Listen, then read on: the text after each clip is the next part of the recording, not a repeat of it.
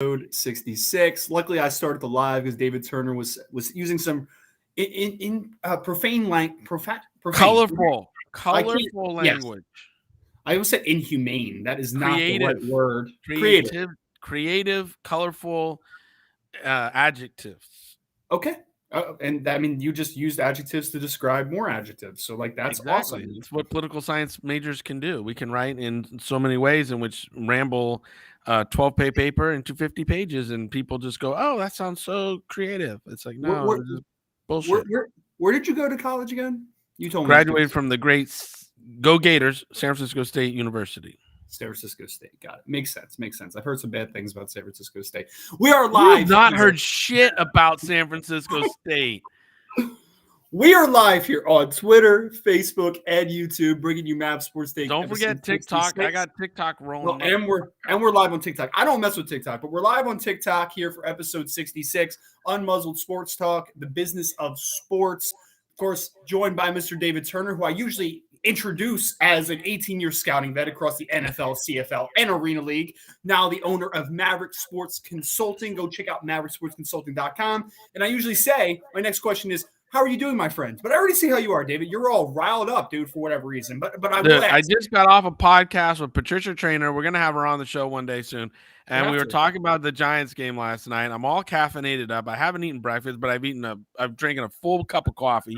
So I am, and it's not a little cup either. It was a big one. So I'm all ready to go. I'm revved up. Let's hammer this sucker out.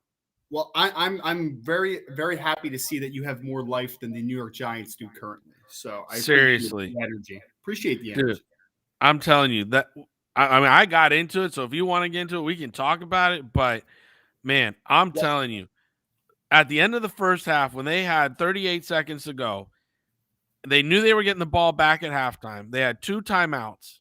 Yep. And they freaking run a screen pass. A screen pass. Talk about waving the white flag. You're only down 7 at that point. You have a third of your points from field goals in the entire year. Yep. You don't drive the length of and you got Tony, you got Galladay, you got Slayton, you got Evan Ingram, all healthy, and they're all on the field. You got Barkley, all healthy. But you don't stretch the middle of the field and see if you can drive a ball on first down and pick up some yards and try to get into field goal range. And then you play for the halftime with 40 seconds to go. And then at the end of the game, it's the 30-yard line or 35-yard line. It's a 4th and 5. You're down by 20 with 7 minutes to go. I think it was 6:42 to go. Mm-hmm. And you punt the ball. And you know what the response from the other sideline was? Know what the fucking response was? What was his response, David? We're putting in Blaine Gabbert and a bunch of nobodies because we know the fight in the dog across the field is fucking over. So we're only up 20 in 7 minutes to go in a ball game. And Tom Brady, your game's done for the night. Like what? That's because they were so comfortable in their lead and in their situation with 7 minutes to flip and go. And they didn't even put in Gio Bernard or Jones to run the ball. No. They put in some slapdick, and I'm sorry for calling. I don't know who you are. Number 21 on the Bucs. I have no idea who the fuck you are, okay? But you're running the ball, and you got 16s and 13s, and not 13. 13's a good play. You got like all these numbers I don't even fucking know. 1 and 6 running routes. I'm like, who the heck are these guys? Like, it wasn't just Tom you're sitting. No, we're taking all the starters. You're going to go sit on the bench because we're comfortable with 7 minutes to go in a regular season week 10 matchup against the New York Giants that they're not going to come back on us. We're resting everybody.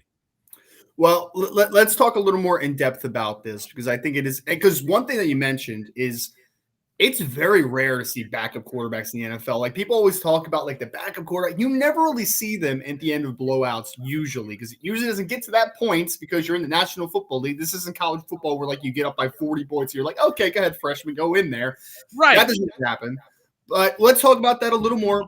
Before I do, I just want to let you know that today we'll be discussing a lot of coaches' hot seats. We'll be discussing, of course, Matt Nagy apparently being fired after Friday. It's Tuesday, Hey, this is the typical wimpy. Give me a hamburger today and I'll pay you Friday kind of thing. But no, you're gonna be out of a job Friday. Right. Right. So he's getting his pink slip early, apparently. And there we go. And then David wanted to talk a little bit about how the LA Rams are building. So we're going to be talking about a lot of NFL scope today. Before we do, would you be a parent of a high school athlete trying to make it to the next level? If you answered yes, then why not secure coaching for them from an expert? Here at Maverick Sports Consulting, we work with high school athletes of all sports to create a strategy for the recruitment process. With limited scholarships given each and every year, having a pointed recruiting plan helps our clients secure their opportunities to play collegiate sports.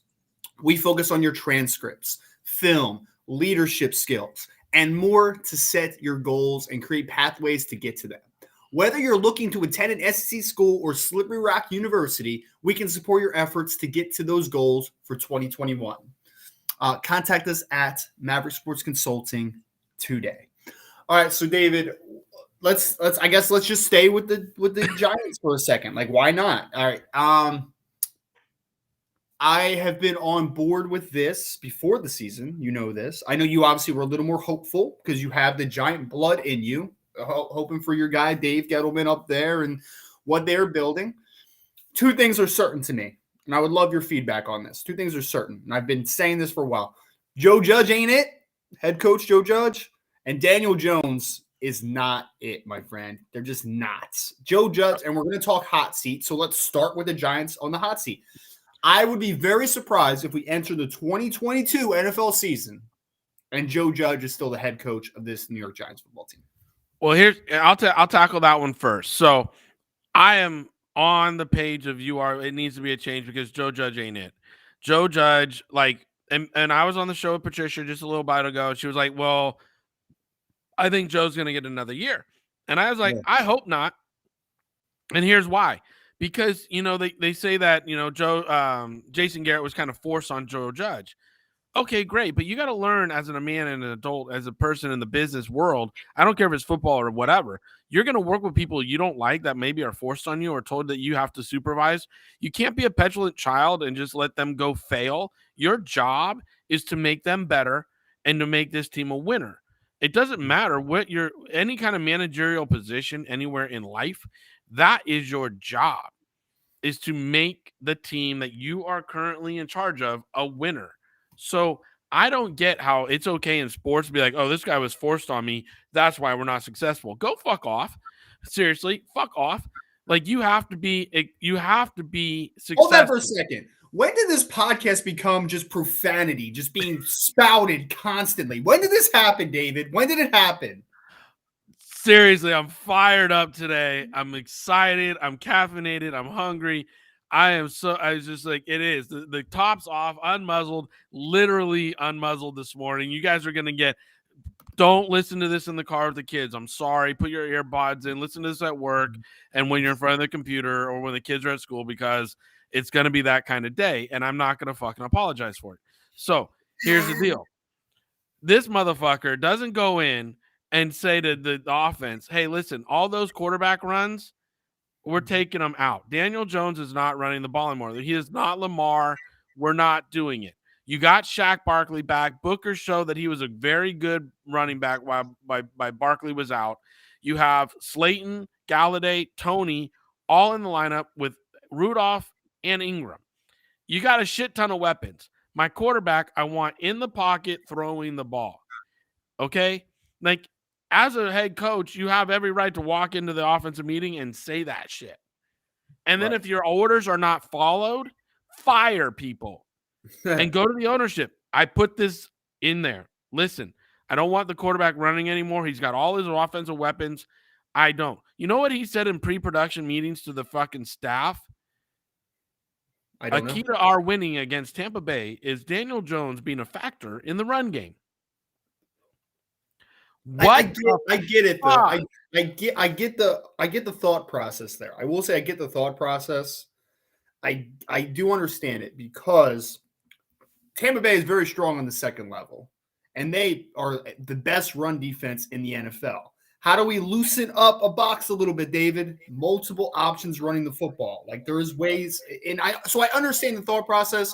Maybe there should have been an element of Kadarius Toney on some jets, or they're just pre-snap motion, or something else that could potentially give you a better look in the box. But I do understand why that is a thought process. I just think that maybe there was a different way to go about it. Yeah, I don't understand it at all because here's the deal. Mm-hmm.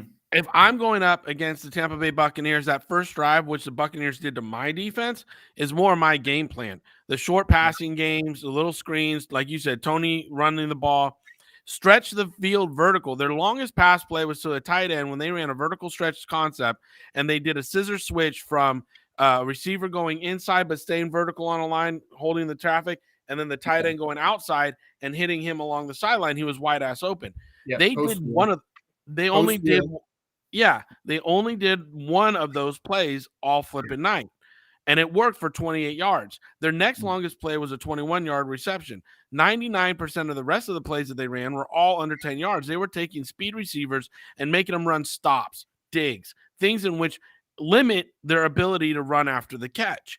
And they were running zone floods where they were stacking coverage, where all you had to do is because of the motion, know they were running that way and flood that zone. They would have three to one side, stack it up, and boom, Todd Bowles was sitting there and Daniel Jones had nowhere to go with it. The offensive line was atrocious. They didn't have Villave. The Buccaneers didn't have Villave playing last night. But what do? They don't double team Sue. You know, Jason Pierre-Paul is playing with a torn rotator cuff in his right shoulder. So 90% of the snaps last night, they lined him up on the left tackle to keep the right shoulder away from contact. So Thomas, you would think, can handle Pierre-Paul with a poor wing since he's your best offensive lineman, and they don't double Barrett.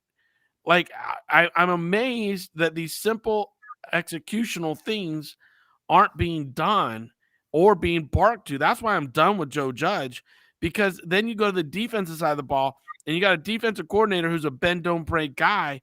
I understand you don't have all your pieces in your defensive backfield, but guess what? 90% of the league are hurt. They're injured. They have a lot of injuries and they're finding ways to win. So you can't just go, oh, we don't have our pieces. Your job is to learn to win, teach to win. And here's the thing. You're not putting pressure. You got guys like Ojulari, who had a great start to the season, and now you're dropping them into coverage. Like, let them go. You're only rushing 3 at a time. And again, you got 4 and 5 guys that can rush the passer, and you're not getting Tom Brady off the spot. Like, I don't get it at all. They're not lining up in zero coverage and just saying, we're coming after you, and we're going to live and die by the sword. You're a 3-win team. Throw caution to the wind. Let's go. You know? For sure. And definitely the offensive struggles. Because, I mean, like you said already, your best weapons right now, or I know Saquon's still coming back from the injury and he's still kind of tentative a little bit, but you still have him as a dynamic piece, not only in the run game, but in the pass game. And then you have Kadarius Toney, who is a dynamic player after the catch. Like he can make, I mean, that one play he made, was it a screen where he made 2 guys look just stupid, like just frozen in time on a couple of these cuts that he made.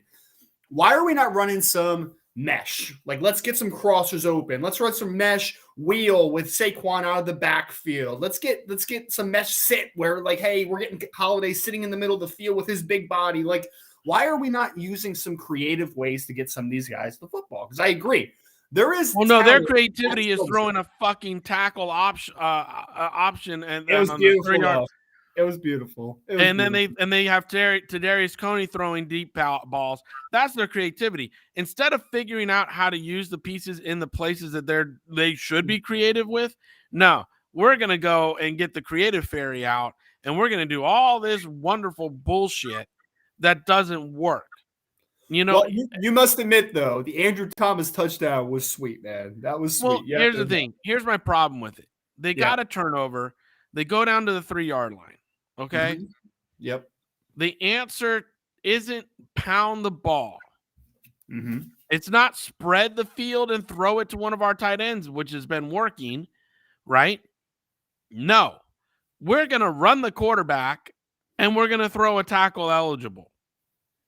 Like, why are we spending money on Galladay when he was targeted twice and he would caught one of the balls? Why did we go get Rudolph when he's only being targeted twice a game? And oh, by the way, 2 weeks ago, before the bye, when you targeted him four or five times that game, he caught 2 touchdowns. But last night, your longest pass play went to Rudolph for a 28-yard gain, and he only got targeted once with 1 catch. Tony got 7 targets, his longest being a 12-yard catch. Everything else was under 12 yards or beyond the line or behind the line of scrimmage. Like, we're not, and you got John Ross. Again, you're not using Ross and Tony to stretch the field and work Galladay and Slayton behind them. You're not using Evan Ingram, who I don't really like, but again, he's a physical guy. Or not physical, I mean, he's a specimen. He's he can run routes. Yeah. Use him as a decoy, go 3-by-1 and go. Your offensive line is struggling, but you're not using 6 to block. You're still running 5 into the pattern.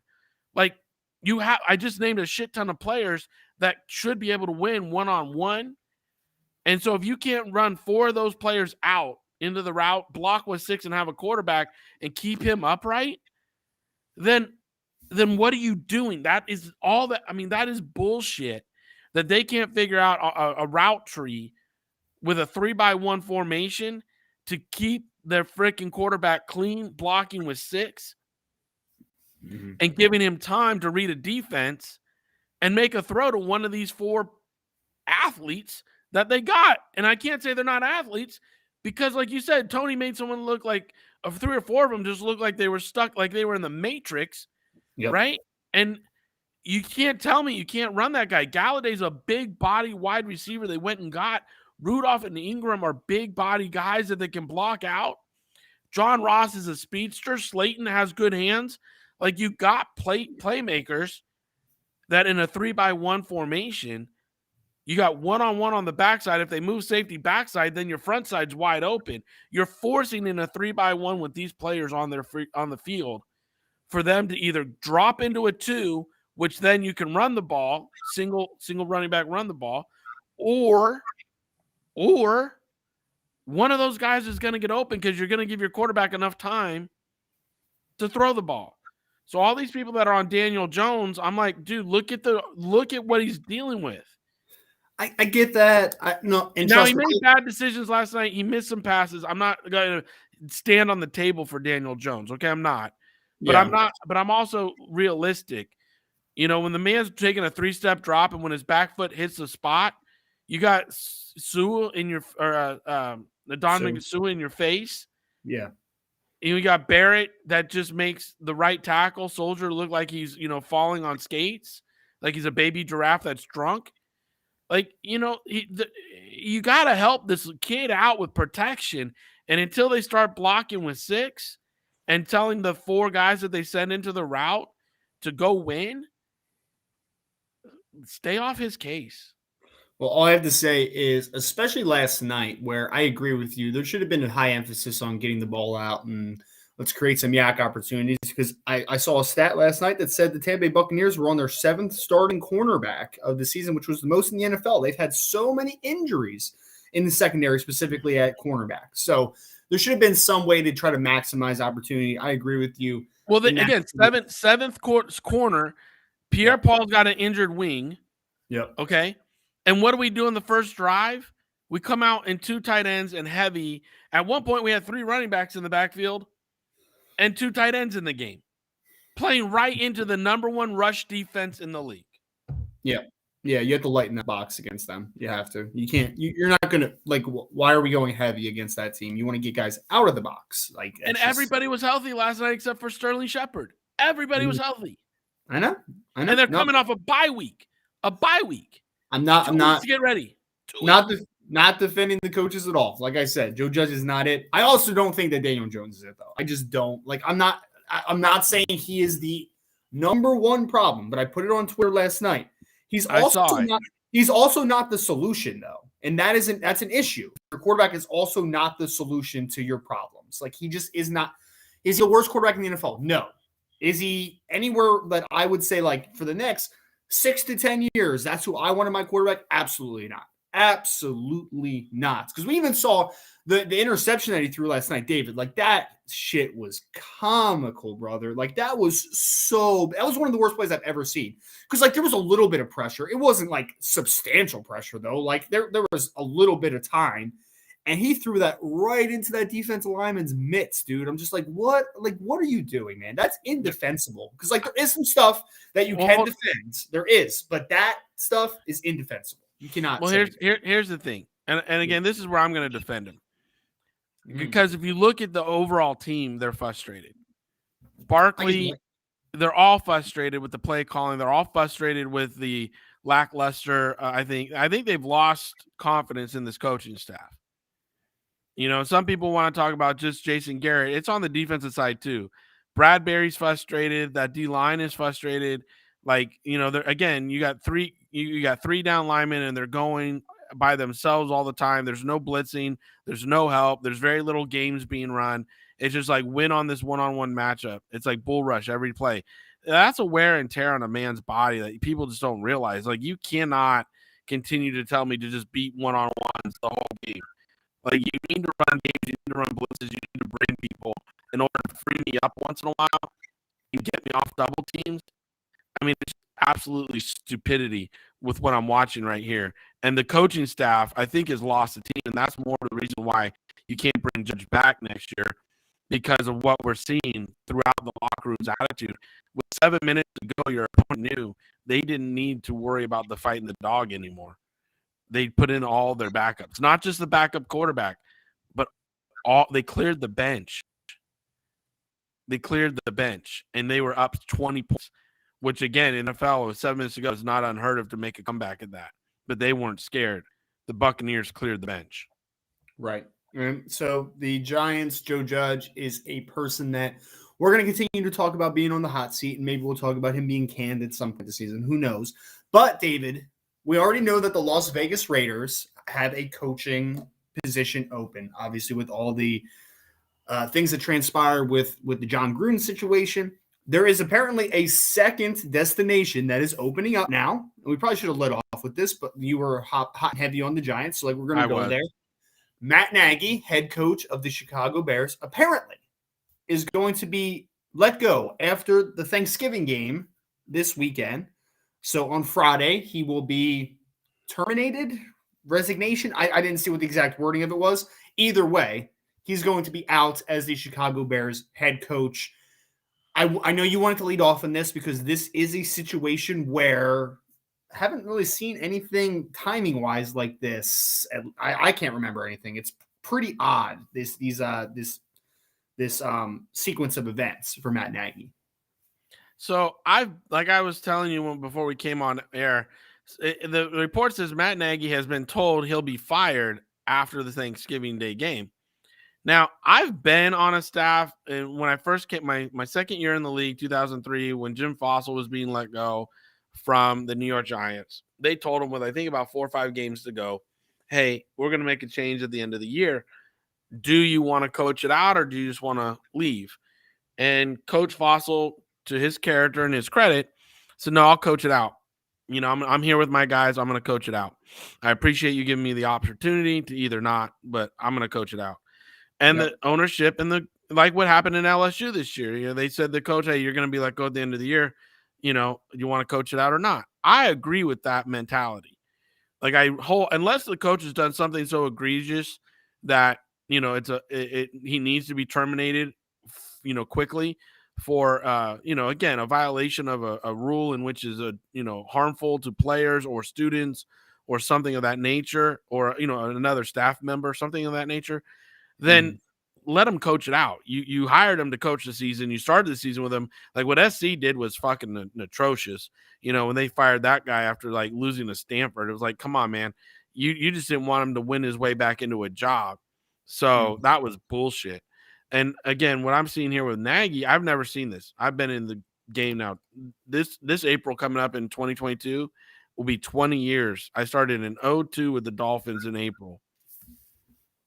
And this will be 20 years in the league. I've never seen a coach be told on a Tuesday, you will be fired on Friday. It's crazy. I've never seen it. It's the first time in my whole career I've ever seen, hey, guess what? Instead of letting him coach the game, his players know he's coaching the game, whatever, and then Friday just bring him in and say, hey, we're going to make a change. No, it's not only been told to him that he's being told, it's been told to the world that he is going to be fired on Friday. Like, Right. this isn't a hush hush meeting and this is what's going to keep it quiet till after the game. Nope. Everybody in the whole world knows this is going to be his last game coaching on Thursday on Thanksgiving. And I just think that's tacky. And I didn't expect it from the Chicago Bears. This is a very rich traditional family that's run this organization for a long time. Mm-hmm. And again, to tell a man that he's going to be fired the day after Thanksgiving and then announce it to the press and let the press know that he will be let go on Friday. I'm finding it just happened, but my initial response, it's got a very nasty taste in my mouth, very tacky one. I don't know how you feel about it, but for me, it's like I would have preferred them to maybe call him in, let him know, and then say, hey, we're not going to announce anything until Friday. Yeah. And keep it quiet, because we need to make a change, and we're just done, Matt. Or fire his ass today and let it go. Like I don't get it. I really don't. This is boggling my mind. What are your thoughts? Well, it also leaves a nasty taste in my mouth. This is like turkey nasty taste in my mouth. Speaking of Thanksgiving, because turkey is the most I overrated. love turkey. Knock it off. Turkey is so overrated. It's my favorite meal coming up. Dry meat that needs like the perfect seasoning. Gravy and deliciousness. Yeah, it needs gravy though. Like, who wants to eat a piece of turkey without gravy on it? I can eat a plain piece of turkey. I'm very happy with it. That's gross. It's absolutely gross. Like, if it's a smoked turkey, then like I could do it because it tastes more like ham than turkey at that point. But like, no, it doesn't. Oh my god! I swear to you, hear this guy, people. Dude, you guys eat like rattlesnake out there and stuff, so I don't want to hear you. When I was in Florida, we used to eat gator. I used to eat gator. Now that tastes like chicken. I think I had gator one time and I did like it, so I'm pretty sure because like you said, I think it tastes like chicken, and I'm a huge chicken guy, so like, cool, I can do that all day.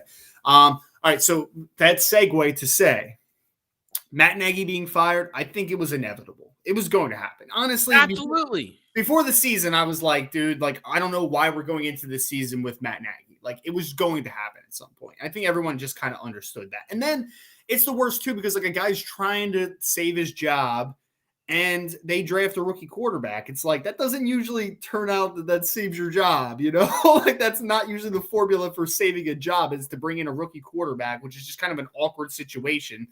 But so I have no issue with him being fired. I have no issue with even the timing of it as much as like week whatever. What are we going to week 11? Whatever it is. Yeah, like, week 11 coming up. Week. Yeah. Okay, so like we're in the second half of the season. He didn't turn around. Let's get rid of him. The bad taste in my mouth is that we are letting it get out to the media like this before it happens. Like after the game, if it's a bad performance, like Bears have decided to terminate the contract of Matt Nagy, moving on, blah, blah, blah. Why is this out in the media? Why is this out in the universe? I don't understand. Because like you said, it's a bad look. It is a really bad look. Like, why couldn't this just end on, I mean, obviously it's not going to be good terms because the guy doesn't want to lose his job, but like in a respectful manner of like this mutual parting ways. Like, we know it's not working, blah, blah, blah, blah, blah. Coach's last game. Now we're going to move on for the rest of the season. You are now going into a couple days of just awkwardness in your building, going into a game where no matter what the outcome is, the coach is gone. So I'm sure that the Bears are going to lay an absolute goose egg on the table because like whose heart is going to be in it with know that their coach is gone after this game. So that's more my bad taste is just why. Like honest, and I'm in the media. Like I am literally in the media. Why is this out to guys like me? Like why are we reporting this right now? It doesn't make any sense to me. I don't understand why this is the course of action. And even if you weren't happy with how things went with Matt Nagy, like you don't respect the guy enough to like keep this behind closed doors until the axe is officially fallen. Like I don't understand why this is the circumstance that we're looking at right now. That's where the bad taste is in my mouth. So I feel like we're on the same page there, right? Like that's kind of sequencing kind of correct, right? Like that's mostly your problem. Yeah, no, I am honestly, I am all about the sequencing of this, and also what's driving me nuts is like what you said.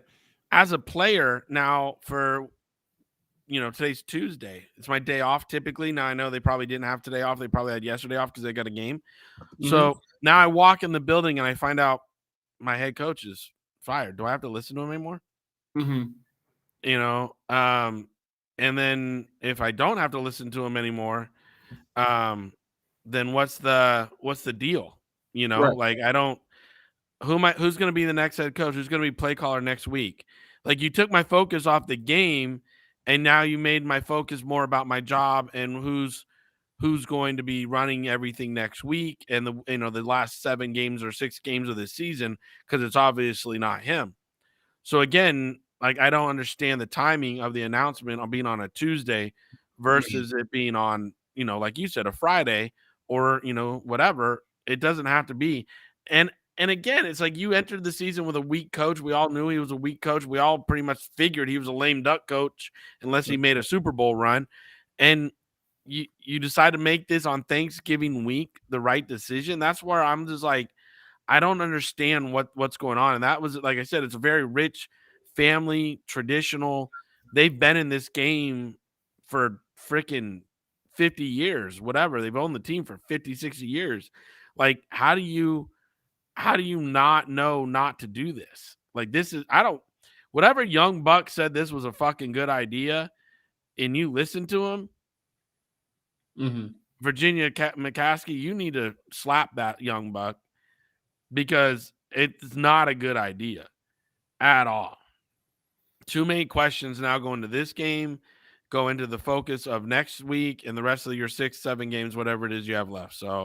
Um, like for me, I just don't get it at all. It's not a decision I get. I think we've beat this one enough, but again, I'm with you. Matt Nagy need to be a change, and he's going to be a change. But at the end of the day, the way they're making the change is not with a lot of integrity. They're not letting them go out with a lot of integrity.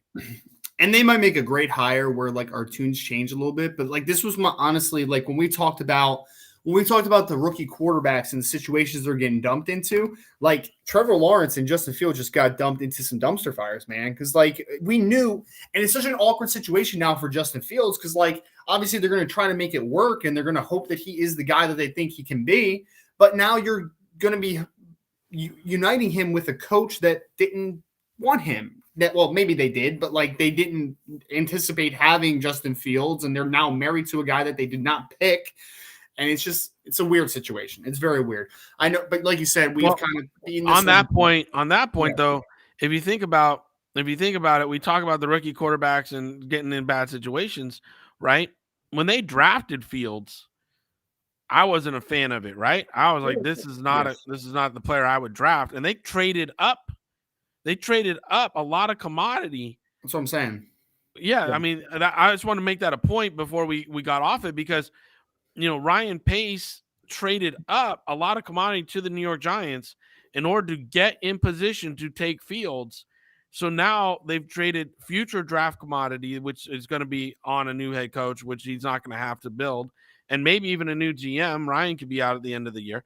Um, to go and you're tied to Justin Fields, but it doesn't matter if I like who their hires are. Like they can go hire Ed Dodds and my friends. I won't care. What you teach players or what I teach players, it's not always how you come into the building, it's how you leave it that makes sure that relationship is shown the proper value when you're released. Like don't walk out of the building with birds up and telling everybody to F off and turn over a trash can because you're mad about losing your job. Leave with your head held high that you left the organization with everything you had and it's their decision that what they did. Right now the organization really showed some poor character with the way they're treating Matt Nagy, and that's where I'm upset. Matt Nagy, I don't think he's a great head coach. I never have. That's not my thing. That's not who I've ever been with him, right? I've been consistent with that. But I've been a huge fan of the Chicago Bears. I think the Chicago Bears is one of the storied franchises in which I would love to be a part of rebuilding because obviously if you can bring a storied franchise from the depth back up. Like I said with Detroit, you bring somebody from Detroit and bring them back up to the top. Guess what? That's lore, man. That's a resume builder that no one else could ever put on their feather in their cap. Like, let's go. I love those kind of challenges. But the way they just treated Fields, I'm sorry, not Fields and Nagy, there are gonna be a couple people like, man, I don't want to be treated like